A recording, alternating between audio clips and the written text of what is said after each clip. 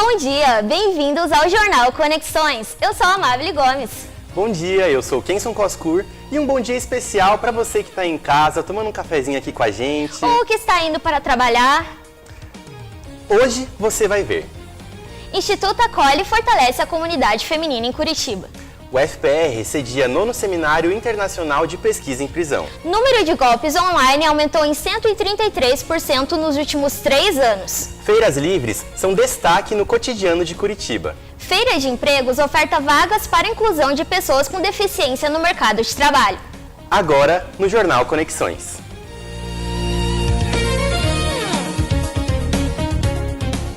Bom dia de novo, pessoal. Esse é o Jornal Conexões, começando com muita notícia e muita informação para você. Bom dia, bem-vindos ao Jornal Conexão. Agora são exatamente 9h50 da manhã e nós te convidamos a continuar aqui com a gente. Aqui em Curitiba, um grupo de mulheres transforma desafios em oportunidades. Elas mostram como a força comunitária pode mudar a realidade. No bairro Boqueirão, uma casa branca e rosa chama a atenção de quem passa. Entre flores e quadros coloridos, o espaço abriga histórias de coragem e recomeço. O lugar foi criado para acolher mulheres e oferecer apoio, do empreendedorismo ao fortalecimento emocional. Esse é o Instituto Mulheres em Ação, o IMEA, uma organização sem fins lucrativos fundada em 2018. O espaço atende mulheres de diferentes perfis, especialmente aquelas em vulnerabilidade social ou que passaram por situações de violência. Éramos do Conselho de Segurança e vi uma necessidade de atender a população no sentido social. Então, aí nasceu a ideia de ter a IMEA. Em 2019, com o aumento do feminicídio, a gente resolveu se dedicar à mulher. De janeiro a setembro de 2024, mais de 159 mil boletins de ocorrência por violência contra a mulher foram registrados no Paraná. Em todo o país, mais de 1.400 mulheres foram vítimas de feminicídio, o maior número desde 2015. Os dados são da Secretaria de Segurança Pública do Paraná. O Instituto Mulheres em Ação se consolidou como um espaço de encontro e crescimento. Aqui, diferentes atividades aproximam as mulheres da comunidade e fortalecem os laços de convivência e apoio mútuo. As atividades são conduzidas por voluntários e incluem aulas de costura, pintura, yoga e empreendedorismo. Também há apoio psicológico, orientação jurídica e grupos de acolhimento. Entre as voluntárias estão Cris Nascimento, que atua nas oficinas de empreendedorismo, e Ellen Cristina, psicoterapeuta responsável pela triagem e pelos encaminhamentos. Ellen conheceu o Instituto de um jeito inesperado, durante um passeio de rotina. Estava passando, trazendo meu filho para tomar vacina, né, que o postinho é logo aqui na esquina. E daí meu filho falou: nossa, mãe, você poderia vir fazer seu estágio aqui, né? Eu falei: pois é, vou ligar para ver como que funciona. Cris reforça o papel transformador das atividades, especialmente o impacto do empreendedorismo na vida das participantes. Elas aprendem não só para saber aquilo, pode usar também como levar para o lado econômico. Quero vender, fiz esse quadro, pintei ou um pano de prato, né? Tá bonito? Posso usar para venda. Então, como eu vou fazer? O IMEA se mantém com doações e enfrenta desafios para ampliar o espaço e atender mais mulheres. Mesmo com poucos recursos, o IMEA segue firme no propósito de transformar vidas e inspirar recomeços. O IMEA, localizado no bairro Boqueirão, aqui em Curitiba, abre de segunda a sexta, das 2 às 5 da tarde. Para saber mais informações sobre os serviços oferecidos, você pode entrar em contato com o número de telefone que está aparecendo aí na tela. Amábile, mudando um pouco de assunto agora, eu queria saber de você. Você gosta de andar de bicicleta? Olha, Kenzo, eu costumo andar normalmente nos finais de semana ali no parque, né? A gente sempre dá aquela passadinha ali. Olha, gente, eu gosto muito de andar de bicicleta, porque além de fazer muito bem para a saúde, eu tenho uma memória afetiva, assim, com essa relação da bike, meu pai que me ensinou, enfim. E para você aí, que assim como a gente também gosta de andar de bike, estão abertas as inscrições do Pedala Metropolitano 2025, que será no próximo domingo, dia 7 de dezembro. O percurso vai ser entre Curitiba e Almirante Tamandaré e a participação é gratuita. As inscrições podem ser feitas até sexta-feira pelo site do Guia Curitiba. Kenson, a minha inscrição já está garantida já. A gente com certeza vai se encontrar lá, Amabile. Kenson, falando de outro assunto agora, que tem repercutido muito nos últimos meses, é sobre outro meio de transporte. É mesmo, Amabile. O governo federal anuncia hoje as mudanças no processo da emissão da Carteira Nacional de Habilitação para as categorias A e B. A medida deve reduzir em até 80% o custo da carteira de motorista no Brasil. A nossa repórter Luana Perrone explica como o novo modelo deve funcionar. Bom dia, Amabile. Bom dia, Kenson. O objetivo da medida é reduzir o custo e ampliar o acesso à habilitação para pessoas de baixa renda e mulheres, além de reduzir o número de pessoas sem habilitação no país. Hoje, para se tirar a carteira, são necessárias pelo menos 20 aulas práticas. Com essas mudanças, essas aulas se tornam facultativas. As provas teórica e prática permanecem obrigatórias. O Ministério dos Transportes ainda discute o número mínimo de aulas a serem feitas. A previsão é de que sejam pelo menos 2. Todo o processo de abertura da CNH poderá ser feito pela internet, pelo site da Senatran ou pela carteira digital do trânsito. A expectativa é que essa nova regra entre em vigor até o final do ano. Obrigada pelas informações, Luana. Essa proposta com certeza vai gerar uma economia para os bolsos dos futuros condutores, mas está sendo muito criticada pelo setor de autoescolas. A gente vai acompanhar os próximos desdobramentos desse assunto. Você aí de casa já foi em alguma feira de Curitiba? Elas já são parte da rotina dos curitibanos e contribuem não só para a economia, mas também representam a cultura da cidade. A história das feiras começou na capital paranaense quando os imigrantes europeus começaram a reunir barracas para comercializar os seus produtos, ainda no século XIX. E esse tipo de venda se tornou ainda mais comum com a visita de turistas. Hoje, segundo o levantamento deste ano da Prefeitura de Curitiba, a cidade conta com 74 feiras diárias. Cada uma delas possui a sua peculiaridade quando se fala em programação. Tem algumas que inclusive só acontecem em datas festivas do ano, como o Natal e a Páscoa. As feiras se tornam um espaço aberto para que produtos locais ganhem notabilidade. A rotina dos feirantes começa cedo, quando o sol ainda está nascendo. Aqui na Feira do Alto da Glória, por exemplo, que acontece em todas as manhãs de sábado, as barracas têm alternativas para todo tipo de gosto. Tem gastronomia, artesanato, flores, tem de tudo. Essa variedade contribui ainda mais para que o hábito de frequentar feiras faça parte da cultura curitibana. No início de 2025, foi assinado pela Prefeitura de Curitiba um novo decreto, o 905, para modernizar o registro dos feirantes, incluindo melhor organização e rotina de trabalho. Cada barraca conta uma história diferente, que ultrapassa o valor da renda gerada nas feiras. Milton Kuroda é feirante há 23 anos e diz o quanto trabalhar nas feiras foi importante para sua vida e família. Na verdade, toda a formação dos meus filhos foi tudo devido à feira. Ela é muito importante. As feiras livres chegam em Curitiba até mesmo nas universidades por organizações como a Acrefam, que significa Ações para Complementação de Renda Familiar, que tem como objetivo apoiar famílias e, em especial, mulheres que têm as feiras como principal fonte de renda. Esse modelo está em extinção, ele está caminhando. E a gente resiste em relação a isso. E é uma conversa, uma interação, uma integração mesmo. A interação gerada entre os diferentes tipos de público proporciona trocas que marcam gerações.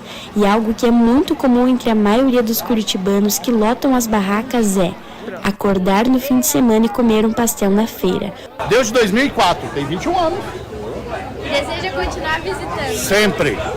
E com a amizade igualzinho do pessoal aqui, não tem como não vir. A importância das feiras livres para Curitiba ultrapassa o lucro gerado, pois faz parte do patrimônio cultural da cidade. Olha, eu vi essa reportagem e fiquei até com vontade de comer o pastel agora, Kenson. Nossa, naquela feirinha de domingo do Largo da Ordem, o pastelzinho com caldo de cana vai bem, hein? Eu adoro. Mas vamos mudar um pouquinho de assunto agora, vamos falar sobre o trânsito. Olha, no momento, a Avenida 7 de Setembro está parcialmente bloqueada desde segunda-feira para as obras do BRT Leste-Oeste, Quem conta mais informações é a nossa repórter Giovana Gama. Como está a situação por aí, Giovana? Bom dia, Kença, bom dia, Amável, e para quem nos acompanha nessa manhã chuvosa. É isso mesmo, o trânsito vai ganhar um novo desvio aqui em Curitiba. A pista no sentido Praça do Japão será interditada por cerca de uma semana, para que as equipes façam drenagem e troquem as tubulações da calçada. Para os motoristas, o desvio sugerido leva à rua Mariano Torres, contornando a quadra pela Visconde de Guarapuava e retornando pela rua Tibagi. Ou seja, para quem acorda cedo para ir trabalhar, vale a pena se programar para sair de casa uns minutinhos antes, ou vai passar por um trânsito aqui no centro. Já para quem esperava uma via livre para andar de bike ou patinete, calma. A obra também prevê melhorias estruturais, com nova pavimentação, calçadas ampliadas e ciclovias. O bloqueio começou na segunda, ontem, e já pegou muito motorista de surpresa. Então, se você depende da Avenida 7 de Setembro, vale ficar ligado nos desvios até o final de semana. Obrigado pelas informações, Giovana. Hoje é dia 3 de dezembro e é o Dia Internacional da Pessoa com Deficiência. E para marcar esse dia, está acontecendo uma feira de empregos no ginásio de esporte na Rua da Cidadania do Pinheirinho. A iniciativa é promovida pelo Departamento dos Direitos da Pessoa com Deficiência de Curitiba, que pretende levar mais de 30 empresas para ofertar vagas de emprego. A ação vai das 9 até as 2 da tarde de hoje e o espaço conta com recursos de acessibilidade para atender os candidatos. Fica aí a dica para quem está atrás de uma oportunidade. Amábile, você já comeu carne de onça? Olha, Kenzo, eu já comi e eu adoro. Nossa, eu gosto muito também. E você que está nos acompanhando, você que está chegando agora, você já comeu carne de onça? Esse prato típico de Curitiba acabou de receber um selo de indicação geográfica. E por isso, a nossa repórter Luísa Druzic nos conta a história desse patrimônio culinário. Muitos adoram, outros desconfiam, mas é inegável que a carne de onça de Curitiba é um dos pratos mais emblemáticos da cidade. Atualmente, mais de 200 restaurantes oferecem o prato. Mas e você? Qual a sua opinião? Eu gostei muito, me surpreendeu. De primeira assim tive um receio, mas agora quando provei eu adorei também, gostei muito. É a primeira vez que eu comi eu não gostei, confesso, mas agora eu gostei. Daqui, achei bom. Eu gosto porque é diferente, né? Uma comida crua, né? Então, assim, algo que a gente não está tão acostumado. Assim. O prato tradicional de Curitiba tem uma história curiosa. Nos anos 30, no Bar do Tatu, Cristiano Schmidt criou a iguaria. O nome vem de uma piada entre jogadores do antigo clube de futebol Britânia. O goleiro, Duia, costumava dizer que era uma carne que nem onça comia. E o que já era patrimônio cultural e imaterial de Curitiba desde 2016, este ano conquistou também o selo de indicação geográfica. Débora Moreira, sócia proprietária do Burger Bar e membro da Associação Amigos da Onça, que conquistou o prêmio, nos explica que esse selo está relacionado à receita tradicional que foi inventada lá no Bar do Tatu. A receita da carne de onça de Curitiba ela é somente broa de centeio, carne de patinho ou alcatra magra, sem gordura nenhuma, moída 2 vezes, sal, pimenta, cebola, cebolinha e azeite de oliva. Apenas isso. Todos os bares e restaurantes que desejam usar o selo precisam seguir essa receita e normas rígidas de higiene e armazenamento. E até agora, apenas 4 estabelecimentos conseguiram a conquista. Um deles é o Bar do Alemão, onde o preparo do prato é feito por Tadeu Aparecido há mais de 30 anos. Tadeu, que é deficiente auditivo, tem muito orgulho da sua produção. A carne é cuidadosamente separada, com mais de 20% de perda para o preparo do prato, que não contém gordura. Depois disso, é moída por ele 2 vezes antes de ser temperada com sal, pimenta e azeite. A montagem leva a broa, que também tem indicação geográfica, e a carne temperada.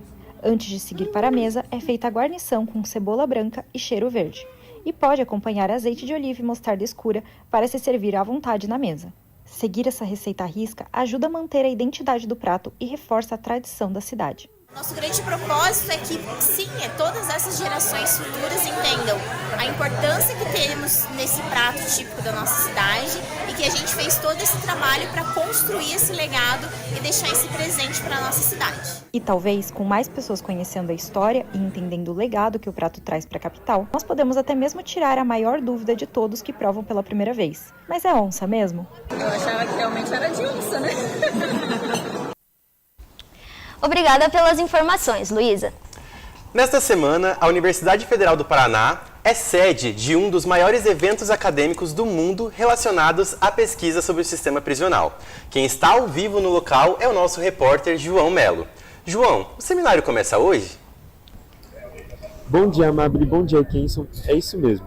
O 9º Seminário Internacional de Pesquisa em Prisão começa hoje, dia 2, e vai até dia 4 de dezembro, aqui no campus da reitoria da UFPR. Ele reúne pesquisadores, estudantes, egressos e familiares de pessoas privadas de liberdade para discutir questões sobre o tema desse sistema carcerário. As mesas de debate trazem temas como sexualidade, violência, racialidade e desafios estruturais. Além disso, o seminário também traz exposição de fotos e lançamento de livros no Museu de Imagem e Som. Por enquanto é isso, volto com vocês aí no estúdio. Muito obrigada pela informação, João. E a gente teve um errinho aqui na programação, acabou que a gente não conseguiu terminar uma reportagem, mas a gente já vai para outra, falar de um outro assunto muito importante. Os golpes online, eles têm se tornado cada vez mais comum, e passar por essa situação nunca é bom, né? Nos últimos anos, a internet se tornou um espaço indispensável para o dia a dia das pessoas. Com o avanço das redes sociais e dos aplicativos de mensagem, aumentou também a ação de criminosos que se aproveitam da vulnerabilidade dos usuários. Esses crimes envolvem clonagem de aplicativos, falsos perfis de familiares e até ligações se passando por instituições bancárias. Os criminosos usam técnicas de engenharia social, buscando aí uma manipulação emocional, urgência, autoridade, medo, afeto. Os golpes mais comuns usando essas técnicas são de falsos empréstimos, falsas centrais de banco que entram em contato com você por SMS, por exemplo, falando que você teve um gasto. Esses golpes se intensificaram, principalmente durante a pandemia, quando as pessoas passaram a usar ainda mais o ambiente digital. Os criminosos encontraram nas redes um espaço para aplicar fraude de forma rápida e difícil de rastrear. Segundo o Fórum Brasileiro de Segurança Pública, os golpes online aumentaram 133% em apenas 3 anos. O número de registros subiu de 120 mil casos em 2021 para mais de 281 mil em 2024. A não obrigatoriedade do prefixo 0303 para evitar ligações indesejadas contribuiu para esse aumento. Além das perdas financeiras, o golpe causa impacto emocional, o que muitas vezes gera um sentimento de medo e vergonha de voltar a usar a internet. E se engana quem pensa que esses crimes só acontecem com pessoas da terceira idade. A primeira coisa se apresentaram como um falso funcionário, né? E falando que uma pessoa tentou acessar minha conta. E aí, com isso, que começaram a pedir informações sobre o acesso e tudo mais. Primeiro a gente fica com medo, né? E é aí que eles trabalham. Criminosos estão cada vez mais preparados, criando perfis falsos, sites e até aplicativos que imitam bancos verdadeiros. Por isso, é importante desconfiar de pedidos de dinheiro, evitar clicar em links desconhecidos e sempre confirmar a identidade de quem faz o contato. A polícia reforça que a prevenção ainda é a melhor forma de evitar prejuízos. A prevenção do estelionato é o melhor remédio. Se você tem algum tipo de conhecimento tecnológico ou de ferramentas tecnológicas de como usar o TikTok, como usar Instagram, Facebook, passe esse conhecimento para pessoas que não tenham esse conhecimento, pais, avós, vizinhos, porque pode ser que um determinado crime que está sendo visto hoje não tenha você como vítima, mas pode ser que tenha seu vizinho, seu parente. É importante ficar atento para não cair nesses golpes. Em caso de dúvida, sempre procure ajuda e informações. Em caso de suspeita, ligue para a Polícia Civil. O número do telefone é 181. Bom, para você que está aqui desde o começo, eu te convido a continuar aqui com a gente. E se você está chegando agora, o convite é o mesmo. Nós vamos para um breve intervalo. E no próximo bloco você vai ver a diferença na representatividade entre o mês da consciência negra e os demais meses do ano. Você sabe como os jovens de Curitiba aproveitam os espaços públicos? Os preparativos para o Natal no Parque Barigui. Como a desigualdade social impacta nos casos de leptospirose. E também a verdade sobre os alimentos zero açúcar. Dentro de instantes, com João Vitor Correia e Luiz Antoniacomi.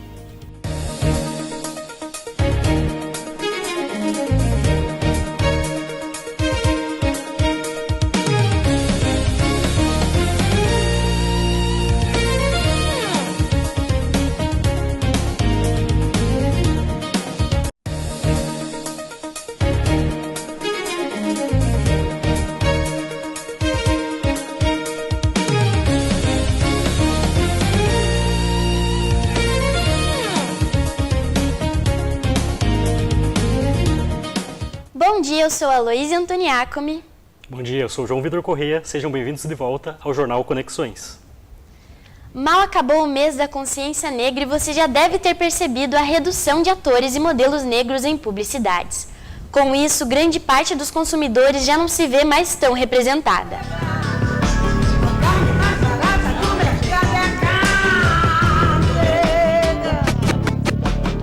Mesmo sendo mais de 55% da população brasileira, e como dizia Elza Soares, segurando esse país no braço, fora do mês de novembro, pessoas negras ficam em segundo plano. Você se sente representado por marcas ou empresas para além do mês de novembro? Não. Eu não me sinto representada. Raramente. Eu me sinto muito representada quando se trata da questão de cabelo, mas a questão de pele ainda é bem ausente. De acordo com o Quaest, menções nas redes sociais a termos como igualdade racial, racismo e movimento negro cresceram 158% em novembro deste ano, quando comparadas à média dos últimos 10 meses. Mas na publicidade, o debate na internet não implica mudança positiva significativa. Eu percebo essa alta demanda, né? Quando chega esse mês de novembro, eu percebo essa alta demanda das marcas em que eles, né, têm uma procura gigantesca assim, por elencos diversificados, né? E que querem, enfim, entregar o melhor de si para que eles possam, obviamente, vender mais. A ampliação do debate nas redes encorajou e empoderou pessoas pretas a dar nomes aos bois. Em 2025, o Observatório do Racismo nas Redes, projeto do Alaf Alab, registrou recorde de denúncias de racismo. 90% das vítimas eram mulheres negras. Especialistas explicam que a invisibilidade experimentada nos outros 11 meses é a herança estrutural da escravidão, que faz com que no imaginário dos brancos o negro não tenha relevância e dignidade. A negritude pode estar em alta, mas a mera representatividade simbólica não dignifica os corpos negros. O Observatório da Diversidade na Propaganda apontou, em 2023, que apenas 18% das peças publicitárias no Brasil possuem pessoas negras como protagonistas. Esses dados testificam o estudo anual sobre diversidade na comunicação de marcas em redes sociais, que pontua que a publicidade não ficou mais inclusiva por causa do Dia da Consciência Negra. Essa representatividade esvaziada, essa representatividade sem conteúdo, sem um fator analítico, ela só perpetua essa visão estereotipada, essa visão que continua a violentar, a marginalizar, a excluir esses corpos negros. Apesar dos desafios, em 20 de novembro, de norte a sul, se celebra o Dia de Zumbi. E com todos os recursos, todos os dias, o movimento negro reivindicará mais do que representatividade. Agora, representação. E a cena cultural do Paraná ganhou destaque com o anúncio das finalistas de uma das premiações mais importantes das artes cênicas do estado.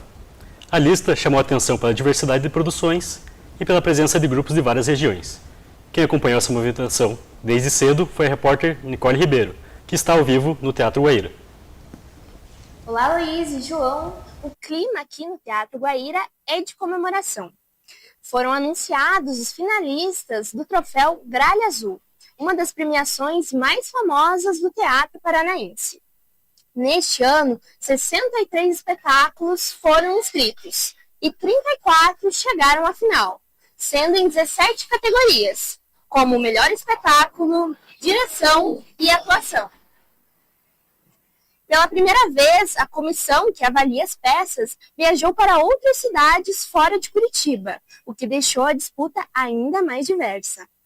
Entre os finalistas estão espetáculos como Dito, Memórias de uma Baobá, Se a Memória Não Me Falha e Sozinho com Romeu e Julieta. A cerimônia acontece no dia 1º de dezembro aqui no Guairinha, com entrada gratuita. É uma oportunidade para o público conferir o que o teatro paranaense produziu de melhor. Nicole Ribeiro, do Guaíra, volto com vocês aí no estúdio. Obrigado pelas informações, Nicole.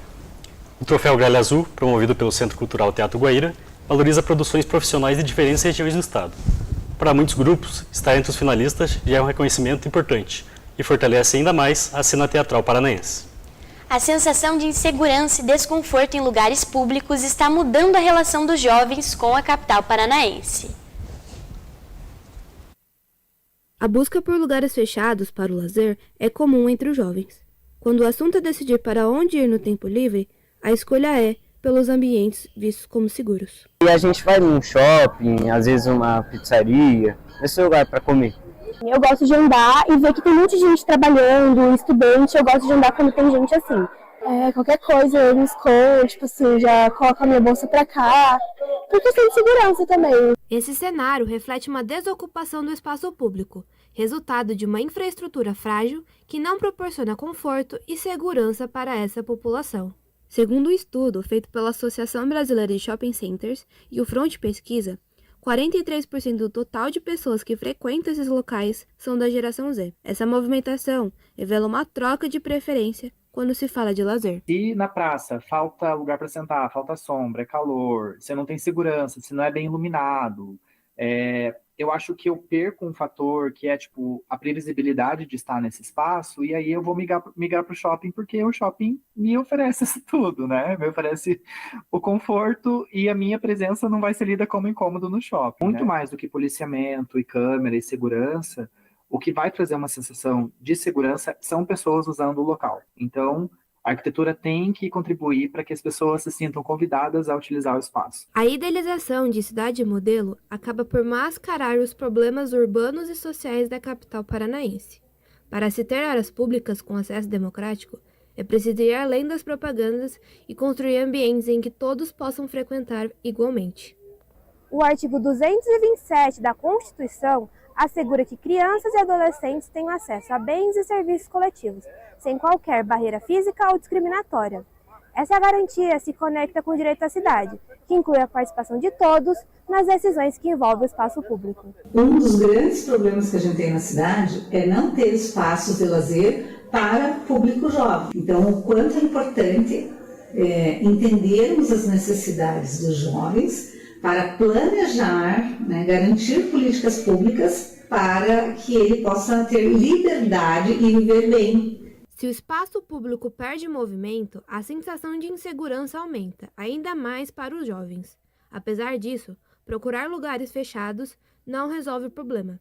Os shoppings até podem oferecer conforto, mas também colocam limitações econômicas e sociais, intensificando a ideia de que para andar na cidade é preciso pagar por isso. A criação de ambientes urbanos acessíveis e acolhedores é uma maneira de assegurar que a juventude possa exercer o direito à cidade e fortalecer a sua cidadania. Bom, realmente, para a cidade ser atrativa para todos, é necessário que todas as idades se sintam confortáveis em aproveitar o que Curitiba tem a oferecer. Com certeza. E a cidade frequentemente realiza eventos como esse, intuito de reunir todos os públicos, como agora, nesse fim de ano. Curitiba entrou oficialmente no clima do Natal da Disney. O Parque Barigui vai receber uma estrutura especial, com atrações gratuitas, exibições ao ar livre e um dos maiores cenários natalinos já montados na cidade. E o Murilo Ferreira traz mais informações sobre esse evento, que promete movimentar a capital. É isso mesmo, Luiz e João. O Parque Barigui entrou de vez no clima do Disney Celebra, um Natal inesquecível. Dos dias 5 a 23 de dezembro, o Parque Mágico recebe atrações, como um túnel de luz, cenários interativos e uma árvore de Natal de 35 metros, que promete virar parada obrigatória para as fotos. Aqui também acontece o Disney Plus Open Air, com sessões de filmes gratuitos todos os dias, para toda a família, próximo à Península do Lago. No Centro de Eventos Positivo, dos dias 16 a 23 de dezembro, recebe o show ao vivo do Disney Celebra, com artistas, cenários e uma trilha sonora original. O evento é realizado pela Lei Federal de Incentivo à Cultura e promete movimentar Curitiba até o dia 23. Murilo Ferreira, de volta ao estúdio. E depois de mostrar um pouco sobre o Natal, mudamos agora para um assunto que exige a atenção da saúde pública. A leptospirose voltou a preocupar muitos moradores, especialmente em regiões mais vulneráveis. Essa é uma doença que permanece como um problema para diversas comunidades e que acaba por evidenciar a sua relação com a desigualdade social. No país onde a região da moradia muitas vezes define o acesso a direitos, a leptospirose surge também como um problema social.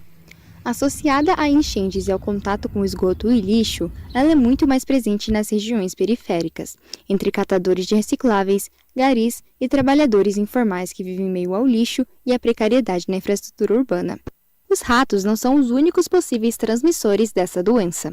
Alexandre Tonin, professor e médico veterinário formado pela Universidade Federal de Santa Maria, afirma que qualquer mamífero, quando inserido num ambiente de menor saneamento básico, como cães de rua, podem desempenhar um papel importante nessa transmissão. Isso é real. Dentro do ambiente urbano, o principal responsável pela transmissão realmente são os roedores, que a gente chama de roedores sinantrópicos. Porém, a gente deve lembrar que a leptospirose é uma doença de mamíferos. Tá? Então, virtualmente, todos os mamíferos são capazes de se infectar, ficar doentes ou não, e transmitirem. Classificada na literatura internacional como uma doença tropical negligenciada, a leptospirose tem sua presença majoritária nas parcelas mais pobres da população, comunidades que vivem em áreas sem saneamento básico adequado. Dentro desta classificação das doenças negligenciadas, Natasha Hausner explica que é uma doença comum na população, mas que por ser considerada de menor relevância social, recebe pouco investimento em pesquisas, em políticas públicas de prevenção e baixa visibilidade política. Eu não tenho um apelo financeiro, que são populações que sofrem injustiça ambiental, então não tem realmente uma intenção, acredito eu, de ter mais pesquisa sobre isso ou de ter um incentivo do próprio governo para eliminar essas situações. Estudos publicados pela Biomed Central no ano de 2023 correlacionam a maior quantidade de casos de leptospirose no sul do Brasil com o menor índice de escolaridade, o que indica que a informação sobre a prevenção não chega corretamente. Além disso, o estudo mostra que a incidência da leptospirose está significativamente associada a características do hospedeiro, como o sexo masculino, faixa etária produtiva e a determinantes ambientais, como residir em áreas rurais e vínculo com o trabalho. E os casos de leptospirose podem se intensificar devido a mudanças climáticas, já que a instabilidade no clima aumenta o risco de inundações e enchentes. Exatamente. E problemas relacionados a essas mudanças foram discutidos em Belém do Pará durante a COP30. A Conferência Mundial reuniu chefes de Estado para discutir soluções climáticas. Enquanto isso, mais de 40 mil pessoas ocuparam as ruas da capital paraense na Marcha Global pelo Clima. E o nosso repórter Gustavo de Souza nos traz mais informações. Boa tarde, a gente está aqui diretamente de Belém do Pará, na Marcha Global pelo Clima. Ela é organizada pela Cúpula de Povos. Essa marcha ela acontece todos os anos, durante todas as COPs. Aqui estão reunidos diversos movimentos sociais, organizações da sociedade civil e pessoas da sociedade civil na luta pela justiça climática. E continua acompanhando a cobertura da COP30 aqui no Jornal Comunicação. De volta para o estúdio. Agora, boas notícias para quem viaja ao litoral do Paraná. O governo do estado anunciou na última semana que a nova ponte de Guaratuba terá travessia gratuita, sem pedágio. Com 4 faixas de tráfego, calçadas e ciclovia, a ponte promete facilitar o acesso, agilizar o trânsito e apoiar o turismo na região. Isso acaba com a dependência do ferryboat, que costumava causar filas e atrasos. Com previsão de entrega para abril do ano que vem, a obra promete trazer mais conforto e segurança para motoristas, ciclistas e pedestres, tornando as viagens ao litoral mais rápidas e tranquilas. Com as férias e feriados de fim de ano chegando, o que não faltam também nas ceias de Natal e Ano Novo são os alimentos e bebidas zero açúcar. Eles estão cada vez mais presentes na alimentação diária dos brasileiros, por serem frequentemente associados a escolhas mais saudáveis. Mas seu uso e consumo em excesso pode representar perigos para a saúde. Você consome ou já consumiu algum alimento zero açúcar? Não. Não? Não. Nenhum? Nenhum. Nem refrigerante, Não, nem... refrigerante, só bebo água bastante. Sim. E quais são eles? Eu, basicamente, refrigerante zero, Coca zero, Sprite zero. Também, mais refrigerante. Na hora de escolher um alimento ou bebida, muitas pessoas optam pelas versões zero açúcar. A promessa de não conter a substância atrai consumidores que buscam alternativas supostamente mais saudáveis. No entanto, a ausência de açúcar não impede que os produtos zeros contenham outros ingredientes prejudiciais. A obesidade, a diabetes ou dietas para emagrecimento levam muitas pessoas a recorrerem a esses produtos como substitutos, mas mesmo sem açúcar, eles contêm adoçantes e corantes artificiais que pode ser prejudicial à saúde a longo prazo. Entre os adoçantes artificiais mais conhecidos estão o aspartame, muito utilizado em refrigerantes, a sucralose, presente em biscoito, bolos e bebidas, e a sacarina, encontrada em diversos produtos industrializados. O aspartame tem o poder adoçante de cerca de 200 vezes maior do que o açúcar, enquanto a sacarina chega a ser 300 vezes mais doce. Sem o consumo controlado, esses produtos podem trazer problemas ao intestino, ao metabolismo e até ser potencialmente cancerígenos, de acordo com os alertas feitos pela Organização Mundial da Saúde. Se o alimento em si ali é sem açúcar, é como eu expliquei, ele vai ter o açúcar da fruta, ele vai ter o açúcar natural, o açúcar da lactose. Isso vai também estimular um pico de glicemia no corpo dele. Então depende da quantidade, na verdade, tá? Não tem um melhor para esse público. Tem aquela questão de você conseguir controlar e escolher o momento correto. Gerson convive com a diabetes tipo 2 e é uma das pessoas que não se deixa enganar pela ideia de que os alimentos zero são mais saudáveis. O alerta é justamente isso, porque como eles tiram, entre aspas, o açúcar, o quão é mais pesado do que, por exemplo, você pega lá uma Coca-Cola Light, por exemplo, né? Que não é light, né? Ela é muito pior do que a Coca-Cola normal. A recomendação é que as pessoas fiquem atentas na hora de comprar e evitem consumir esses alimentos todos os dias. Afinal, nem mesmo os alimentos zero açúcar estão longe de serem zero em risco de saúde. A segunda fase do vestibular 2026 da UFPR foi aplicada no último domingo e nesta segunda-feira. Foram mais de 10 mil candidatos na etapa discursiva. No primeiro dia, os participantes fizeram a prova de compreensão e produção de textos. Já no dia seguinte, responderam às provas específicas, que variam conforme o curso. As provas ocorreram nos campos de Curitiba, Jandaia do Sul, Matinhos, Palotina e Toledo. O resultado final do vestibular deve ser divulgado no dia 16 de janeiro de 2026. E por hoje é só. Agradecemos a sua companhia no Jornal Conexões. Muito obrigado e continue ligado na gente.